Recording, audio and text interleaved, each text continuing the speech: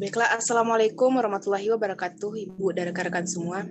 Puji syukur kehadiran Allah Subhanahu wa Ta'ala, yang mana karena rahmat dan berkatnya kita dapat melangsungkan presentasi pada kali ini.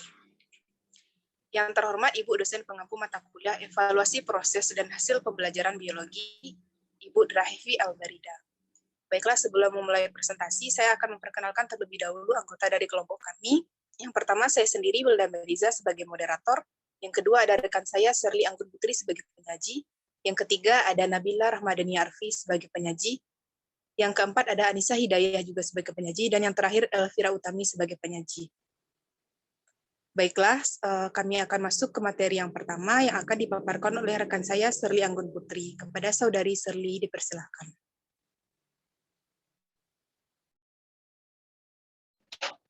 Baiklah, terima kasih kepada moderator atas kesempatannya. Perkenalkan, saya Sherly Anggun Putri, NIM 19031043, akan mempresentasikan hasil diskusi kami ya, mengenai penilaian alternatif beserta contohnya. Next. Nah, yang pertama yaitu pengertian penilaian alternatif atau alternatif assessment. Asesmen alternatif atau alternatif asesmen adalah alternatif pengukuran atau evaluasi hasil belajar mahasiswa yang lain daripada uji tradisional yang sudah baku, yang menggunakan standar penilaian tertentu. Nah, misalnya penilaian acuan patokan atau PAP yang menetapkan batas lulus atau passing grade sebelum ujian dilakukan, atau penilaian acuan norma PAN yang menetapkan batas lulus sesudah ujian, yaitu menggunakan rata-rata kelas pada kurva normal.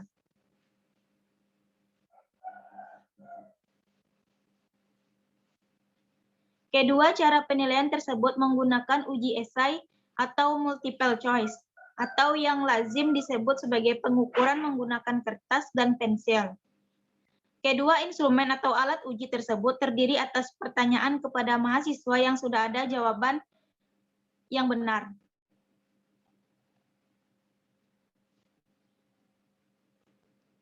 Nah, selanjutnya strategi penilaian alternatif.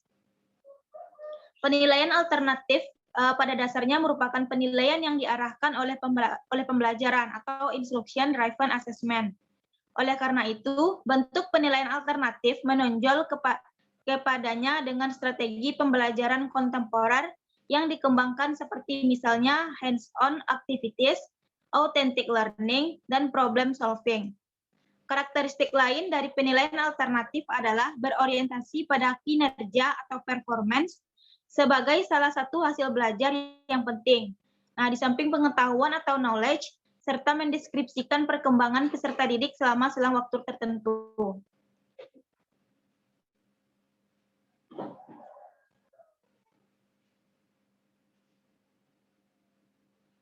Next.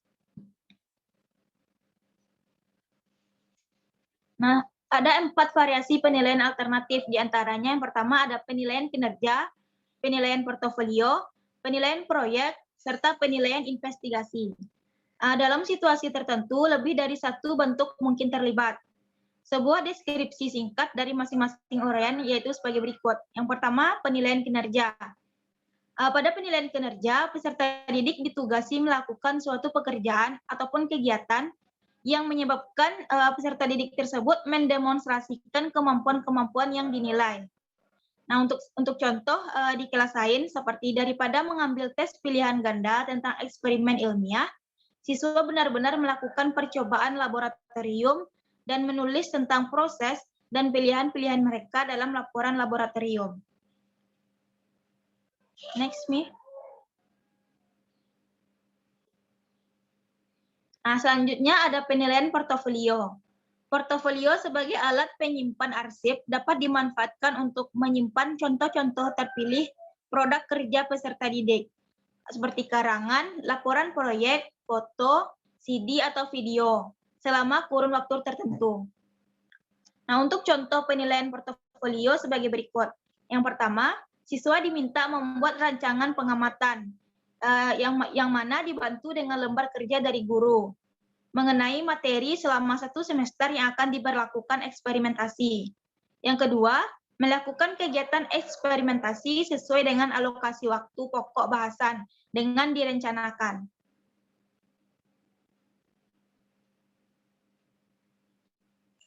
Nah, yang ketiga yaitu membuat suatu hasil pengamatan per pokok bahasan yang telah dieksperimenkan dan mencari tentang faktor-faktor yang berpengaruh terhadap percobaannya.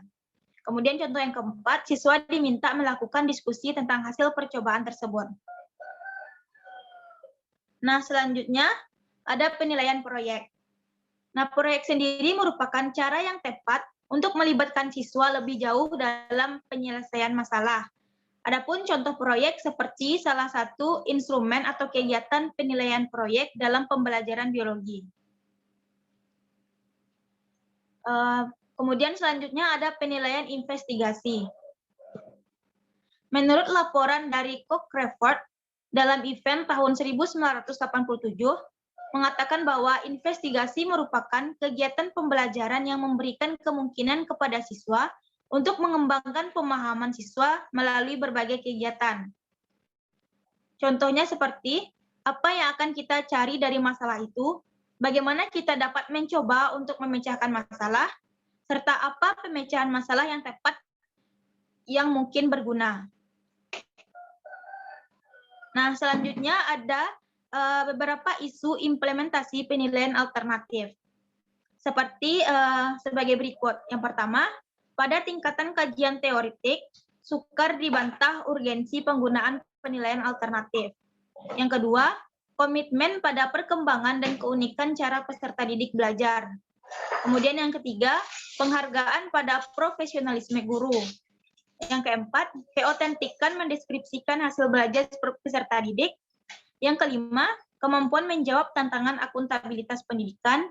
Kemudian yang keenam, menjadi bahan argumentasi pembelajaran terhadap metode penilaian yang ditampilkan dalam berbagai jurnal profesional pendidikan. Kemudian selanjutnya, rendahnya reliabilitas penilaian alternatif sebagai akibat dari ketidaksengajaan antar penilai dan tingginya dependensi hasil pada konteks penilaian dilaporkan terjadi pada pelaksanaan penilaian kinerja dalam eksperimen IPA. Kemudian ada bukti lain yang menunjukkan bahwa ketidakajegan antar penilai terjadi karena perbedaan interpretasi terhadap kinerja peserta didik. Dan hasil yang lebih ajak diperoleh apabila penilai lebih berpengetahuan dan terlatih. Oleh karena peranan manusia sangat dominan dalam penilaian alternatif, maka subjektivitas dalam penilaian alternatif tidak dapat dihindari. Kemudian yang terakhir, hasil penilaian alternatif dipandang kurang comparable, sehingga kurang valid untuk dipakai membandingkan hasil belajar antar peserta didik. Baiklah, sekian yang dapat saya sampaikan. Mohon maaf jika ada kesalahan, saya kembalikan kepada moderator.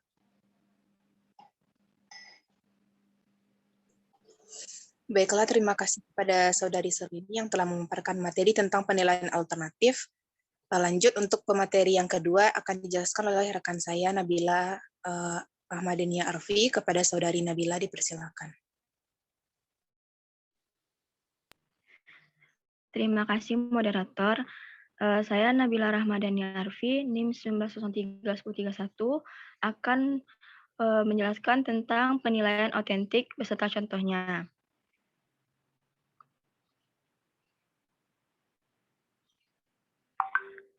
Yang pertama yaitu pengertian penilaian otentik. Istilah penilaian otentik tersusun dari dua kata, yaitu penilaian dan autentik. Penilaian atau assessment adalah suatu kegiatan untuk melakukan prosedur pengukuran atau kuantitatif melalui pengujian, pengamatan, pencatatan, dan pendokumentasian informasi secara langsung atau tidak langsung tentang peserta didik atau program. Adapun pengertian otentik berarti keadaan yang sebenarnya, yaitu kemampuan atau keterampilan yang dimiliki oleh peserta didik.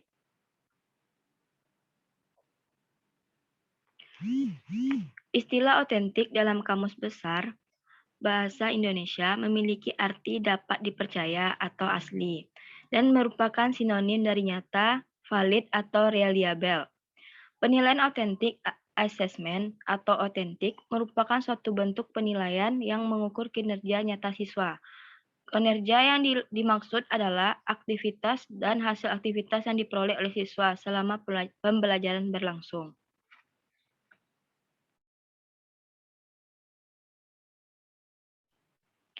Adapun ciri-ciri penilaian autentik adalah yang pertama harus mengukur semua aspek pembelajaran, yakni kinerja dan hasil atau produk. Yang kedua, penilaian dilaksanakan selama dan sesudah proses pembelajaran berlangsung. Yang ketiga, menggunakan berbagai cara dan sumber. Artinya, dalam melakukan penilaian terhadap peserta didik, menggunakan berbagai teknik sesuai tuntutan kompetensi. Yang keempat, tes hanya salah satu alat pengumpulan data penilaian. Artinya, dalam melakukan penilaian terhadap pencapaian kompetensi, harus secara komprehensif yang tidak mengandalkan tes semata.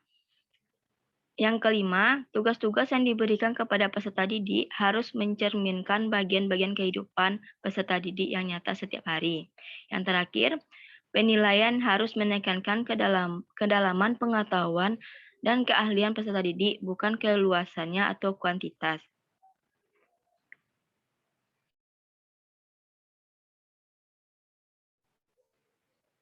Selanjutnya, karakteristik penilaian autentik. Untuk lebih lanjut, karakteristik penilaian autentik diantaranya adalah sebagai berikut. Yang pertama, bisa digunakan untuk penilaian formatif dan sumatif.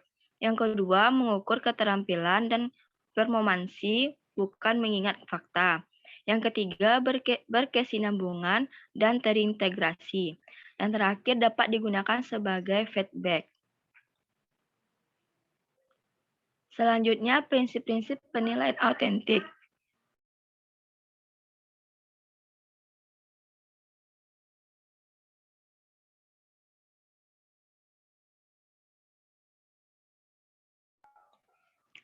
Selanjutnya, prinsip-prinsip penilaian autentik. Evaluasi hasil pelajar dapat dikatakan berhasil dengan baik apabila dalam pelaksanaannya berpegangan pada prinsip. Adapun prinsip-prinsip penilaian autentik diantaranya ada 3, yaitu prinsip keseluruhan, prinsip keseimbangan, dan prinsip objektivitas. Dalam penilaian autentik, gambaran berkembangan belajar siswa harus diketahui oleh guru agar guru mengetahui proses belajar yang telah terlaksana. Sebab apabila data yang dikumpulkan guru mengindikasikan bahwa siswa mengalami kemacetan belajar, maka guru bisa mengambil tindakan yang tepat. Adapun prinsip-prinsip yang berlaku diantaranya yang pertama objektif, edukatif, terpadu, akuntabel, ekonomis, dan transparan.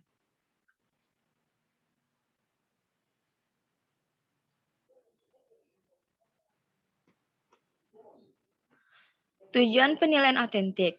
Tujuan dari penilaian autentik menurut Kunandar diantaranya sebagai berikut. Yang pertama, melacak kemajuan siswa. Guru dapat melacak kemajuan siswa dengan melakukan penilaian untuk melihat hasil belajar siswa meningkat ataukah menurun. Yang kedua, mengecek ketercapaian kompetensi siswa. Yang ketiga, guru dapat melakukan dengan menggunakan penilaian bagi siswanya, apakah sudah mencapai kompetensi sesuai yang diharapkan atau belum.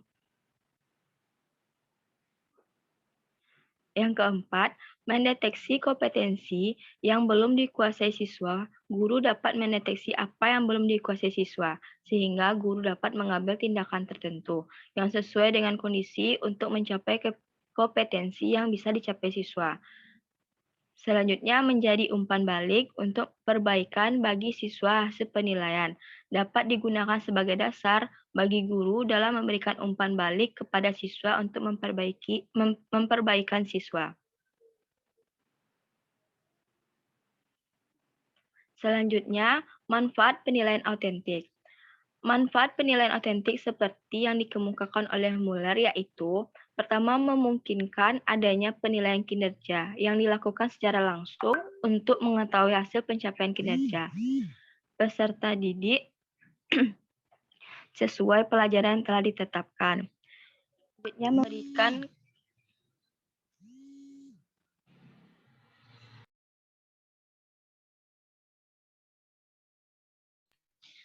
Selanjutnya, memberikan kesempatan peserta didik untuk mengkonstruksikan hasil belajarnya. Memungkinkan terintegrasinya dari tahap pengajaran, belajar, dan juga penilaian. Selanjutnya, memberikan kesempatan kepada siswa untuk menampilkan hasil belajarnya untuk kerjanya yang mereka anggap baik.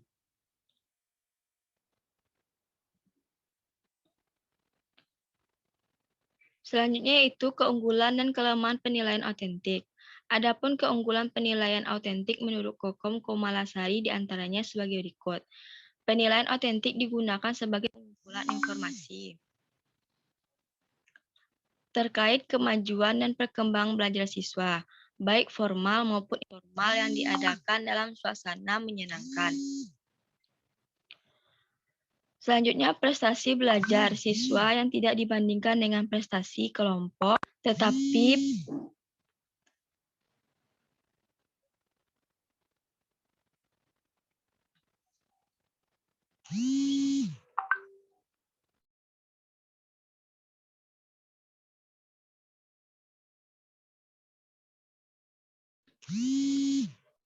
prestasi atau kemampuan yang dimiliki setiap siswa dibandingkan dengan prestasi sebelumnya. Pengumpulan informasi dapat dilakukan dengan berbagai cara agar gambaran tentang perkembangan belajar siswa dapat lebih terdeteksi oleh guru.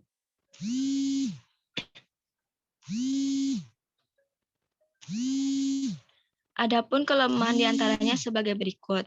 Yang pertama, lebih membutuhkan waktu yang intensif untuk mengelola, memantau, dan melakukan koordinasi. Yang kedua, cukup mengalami kesulitan untuk mengkoordinasikan dengan standar pendidikan yang telah ditetapkan secara ilegal. Yang ketiga, lebih menantang guru untuk memberikan skema dan pemberian nilai yang konsisten.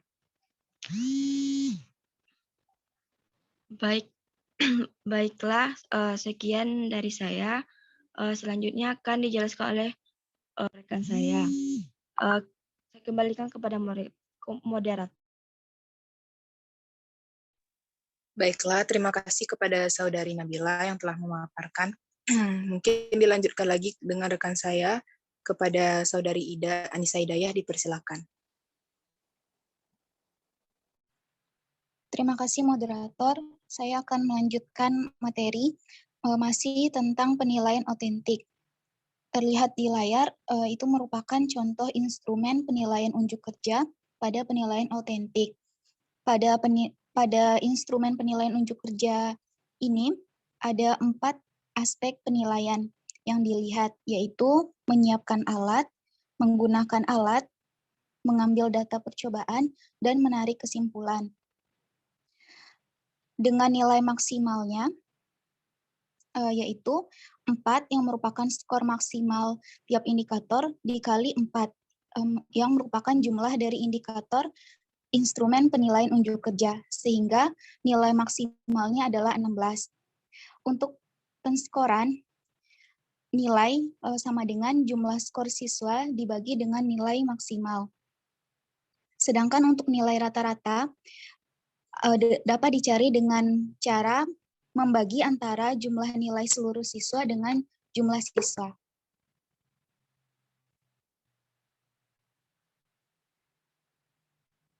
Ini merupakan keterangan dari rubrik atau kriteria aspek dan penilaian unjuk kerja tadi, di mana untuk skor 4 apabila siswa melakukan aspek penilaian itu dalam keadaan baik dan melakukan semuanya. Sedangkan skor 3 atau nilai 3 diberikan kepada siswa apabila dia melakukan aspek penilaian dengan lengkap, tetapi masih ada melakukan tindakan yang tidak baik. Sedangkan untuk nilai 2 diberikan kepada siswa apabila dia menyiapkan alat, menggunakan alat dan bahan percobaan, kemudian mengambil data percobaan dan menarik kesimpulan, namun kurang 1.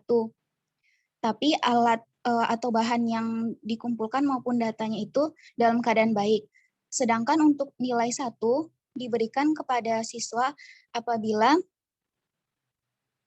alat, kemudian penggunaan alat dan bahan percobaan, mengambil data percobaan dan menarik kesimpulannya itu tidak dalam keadaan baik dan tidak lengkap.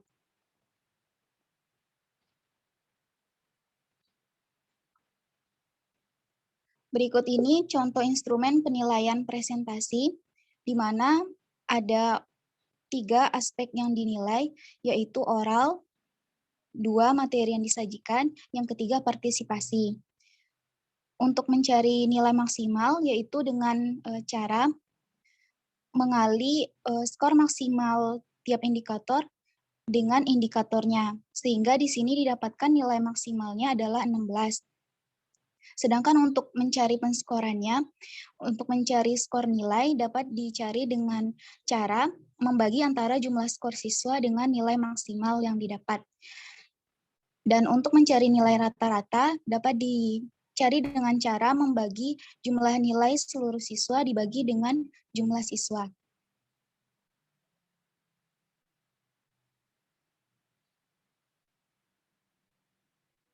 Ini merupakan keterangan dari nilai atau skor yang ada di tabel sebelumnya. Untuk skor 4, apabila aspek-aspek yang dilakukan itu telah sesuai, baik itu oral, materi yang disajikan, partisipasi. Kemudian kriteria sesuai diberikan skor 3 pada masing-masing aspek, yaitu aspek oral, materi yang disajikan, dan partisipasi. Dan untuk skor 2, apabila siswa kadang-kadang memadai dalam aspek oralnya, materi yang disajikan, dan partisipasi. Sedangkan nilai 1 diberikan kepada siswa jika masing-masing aspeknya itu, aspek oral, materi yang disajikan, partisipasinya tidak memadai, tidak sistematif, dan sebagainya. Selanjutnya yaitu contoh instrumen penilaian diskusi. Pada instrumen penilaian diskusi ada 4 aspek, yaitu ide atau pendapat yang berhubungan erat dengan topik permasalahan. Kedua, aspek pendapat tepat atau benar yang sesuai dengan konsep. 3, argumentasi baik atau mempertahankan pendapat dengan logis dan ilmiah. Aspek yang keempat yaitu bersikap menghargai pendapat orang lain. Untuk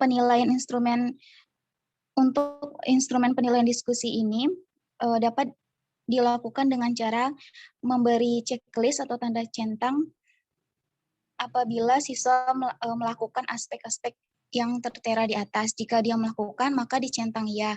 Dan jika tidak melakukan aspek yang ada pada tabel tersebut, maka dicentang pada kolom tidak. Sehingga dapat dicari nilainya dengan cara membagi antara jumlah centang pada kolom ya dengan jumlah aspek yang dinilai dikali 100.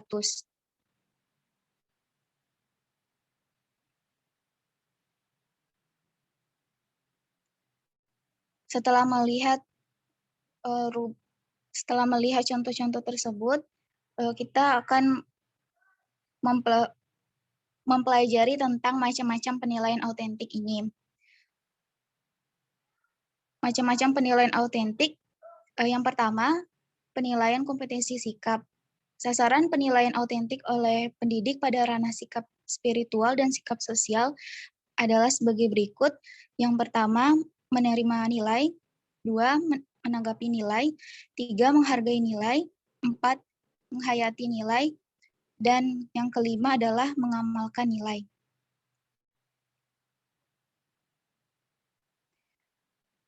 Dua, penilaian kompetensi pengetahuan. Ada 6 kategori dalam dimensi proses kognitif atau sasaran penilaian pada ranah pengetahuan, yaitu yang 1 mengingat, 2 memahami, 3 mengaplikasikan, 4 menganalisis, 5 mengevaluasi, 6 mencipta.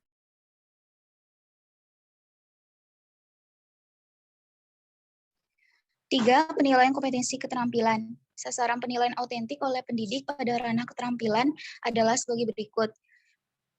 Untuk poin yang pertama, mengamati, 2 menanya, 3 mengumpulkan informasi atau mencoba, 4 menalar atau mengasosiasi, yang kelima mengkomunikasikan.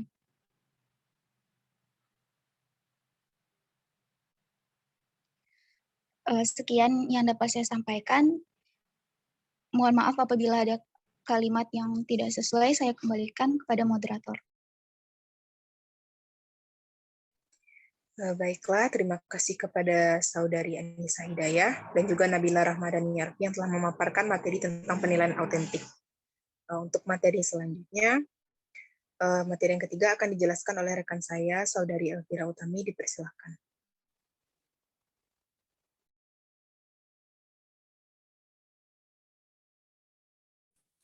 Baiklah, sebelumnya terima kasih kepada moderator atas kesempatannya. Saya Elvira Utami dengan NIM 19031111 akan menyampaikan hasil dari diskusi kami, yaitu mengenai penilaian proses dan juga rubiknya. Yang pertama, kita harus mengetahui apa itu pengertian dari rubik. Rubik merupakan panduan penilaian yang menggambarkan kriteria yang diinginkan dalam menilai ataupun memberi tingkatan dari hasil kerja belajar mahasiswa. Rubik terdiri dari dimensi yang dinilai dan juga kriteria kemampuan hasil belajar mahasiswa ataupun indikator capaian belajar mahasiswa. Terdapat tujuan dari penilaian rubik. Yang pertama, yaitu untuk memperjelas dimensi dan tingkatan penilaian dari pencapaian pembelajaran mahasiswa, dan juga rubik diharapkan dapat menjadi pendorong ataupun motivator bagi mahasiswa yang mencapai capaian belajar. Selanjutnya yaitu ada macam-macam rubik. Terdapat 3 macam rubik yang disajikan sebagai contoh, yaitu ada rubik holistik, di mana rubik ini adalah pedoman untuk menilai berdasarkan kesan keseluruhan ataupun kombinasi semua dari kriteria. Selanjutnya yaitu ada rubik deskriptif, yaitu memiliki tingkatan kriteria, penilaian yang dideskripsikan dan diberikan skala penilaian ataupun skor penilaian. Selanjutnya yaitu ada rubik skala interpretasi, adalah memiliki tingkatan kriteria penilaian yang tidak dideskripsikan, namun tetap diberikan skala penilaian ataupun skor penilaian. Berikut dapat teman-teman lihat adalah contoh dari rubik deskriptif untuk penilaian presentasi makalah, di mana ada 2, yaitu ada dimensi dan juga skala. Pada dimensi yaitu adanya organisasi, dan untuk skalanya terdiri atas 5, yaitu sangat baik, baik, cukup, kurang, dan sangat kurang. Untuk sangat baik, skornya yaitu di atas atau sama dari 81, di mana terorganisasi dengan menyajikan fakta yang didukung oleh contoh yang telah dianalisis sesuai dengan konsep. Untuk baik yaitu dengan nilai 61 sampai 80, di mana terorganisasi dengan baik dan menyajikan fakta yang meyakinkan untuk mendukung kesimpulan. Yang ketiga yaitu cukup, di mana skala nilainya adalah 41 sampai 60. Di mana presentasi mempunyai fokus dan penyajian beberapa bukti yang mendukung kesimpulan. Selanjutnya yaitu ada kurang, dari skala nilai 21 sampai 40, di mana cukup fokus, namun bukti yang kurang mencukupi untuk digunakan dalam menarik kesimpulan. Selanjutnya yaitu ada sangat kurang, di mana nilainya adalah kurang dari 20, yaitu tidak adanya organisasi yang jelas, fakta yang digunakan tidak mendukung pernyataan. Selanjutnya untuk isi, di mana skalanya sama seperti sebelumnya, ada sangat baik, baik, cukup, kurang, dan sangat kurang. Untuk sangat baik, yaitu isi mampu menggugah pendengar untuk menggambarkan pikiran. Selanjutnya yang baik, di mana isinya akurat dan lengkap, dan para pendengar dapat menambah wawasan baru terhadap topik tersebut. Selanjutnya yaitu untuk cukup, di mana isinya itu secara umum akurat, akan tetapi tidak lengkap. Para pendengar bisa mempelajari beberapa fakta yang tersirat, tetapi tidak menambah wawasan baru tentang topik tersebut. Selanjutnya yaitu kurang, di mana isinya kurang akurat karena tidak adanya data yang faktual, tidak menambah pemahaman dari pendengar. Selanjutnya yaitu ada sangat kurang, di mana isinya tidak akurat ataupun terlalu umum, dan juga pendengar tidak belajar apapun ataupun kadang menyesatkan. Selanjutnya yaitu ada gaya presentasi. Sama seperti sebelumnya, pada gaya presentasi, skalanya tadi di atas 5, yaitu ada sangat baik, baik, cukup, kurang, dan sangat kurang. Di mana pada sangat baik, yaitu gaya presentasinya berbicara dengan semangat, menularkan semangat dan juga antusiasme pada pendengar. Untuk baik, gaya presentasi dari pembicaranya itu tenang dan menggunakan intonasi yang tepat, berbicara tanpa bergantung pada catatan, dan berintegrasi secara intensif dengan pendengar. Pembicara selalu melakukan kontak dengan pendengar. Selanjutnya yaitu ada cukup, di mana pembicaranya tenang, tetapi dengan nada yang datar dan juga cukup sering bergantung pada catatan, dan kadang-kadang kontak mata dengan pendengar diabaikan. Nah, selanjutnya yaitu ada kurang, di mana gaya presentasinya itu berpatokan pada catatan, tidak ada ide yang dikembangkan di luar catatan secara monoton. Selanjutnya yaitu ada sangat kurang, di mana gaya presentasi, pembicara ini cemas dan tidak nyaman, dan pembaca sebagai catatan daripada berbicara. Pendengar juga sering diabaikan, tidak terjadinya kontak mata karena pembicara lebih banyak melihat pada papan tulis dan juga layar. Baiklah, mungkin sekian pembacaan materi dari saya. Mungkin selanjutnya dapat disampaikan oleh rekan saya. Saya kembalikan kepada moderator. Terima kasih. Baiklah, terima kasih kepada Saudari Elvira. Mungkin untuk selanjutnya akan saya lanjutkan, di mana itu mengenai contoh dari rubrik holistik. Nah, di mana pada rubrik holistik ini terdapat dimensi, bobot, nilai, komentar atau catatan, dan juga nilai total. Nah, pada dimensi itu ada penguasaan materi dengan bobot 30%.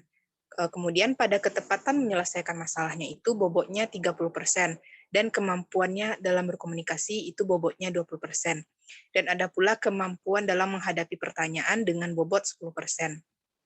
Kemudian ada kelengkapan alat peraga dalam presentasi dengan bobot 10%. Nah, kemudian nilai akhirnya itu ditotalkan semuanya menjadi 100%. Nah, untuk materi selanjutnya itu adalah manfaat dari penilaian menggunakan rubrik.